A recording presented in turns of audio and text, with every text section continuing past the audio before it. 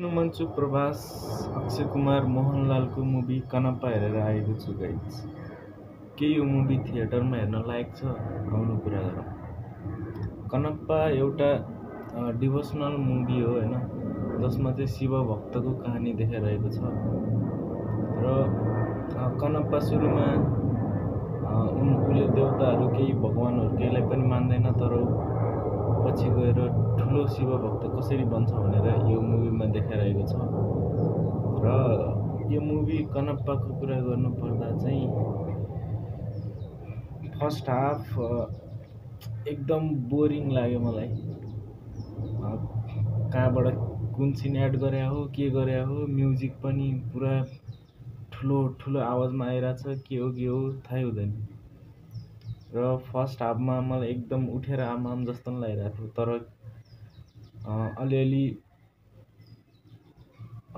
आश पनि लागिरहेको थियो, त्यसैले सेकेन्ड हाफसम्म बसेर हेरेको। जब सेकेन्ड हाफमा प्रभासको एन्ट्री हुन्छ नि, त्यसपछि चाहिँ मुभी एकदम बवाल छ है गाइज। प्रभासको एन्ट्री एकदम फायर बवाल छ, उनको एक्टिङ पनि दामी छ होइन। र त्यसपछि चाहिँ असली कनप्पाको कहानी सुरु हुन्छ क्या।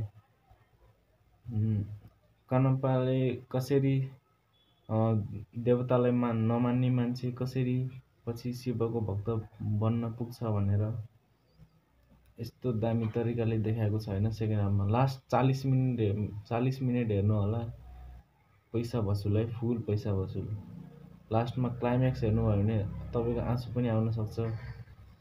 र ओभरअल कुरा गर्नुपर्दा चाहिँ यो मुभी कङ्गुबा बन्न सक्थ्यो, तर लास्ट क्लाइम्याक्सले बचायो है।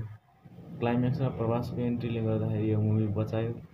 र यो मुभी राम्रो छ, वान टाइम वाचेबल मुभी हो होइन, तपाईँहरूले हेर्न सक्नुहुन्छ।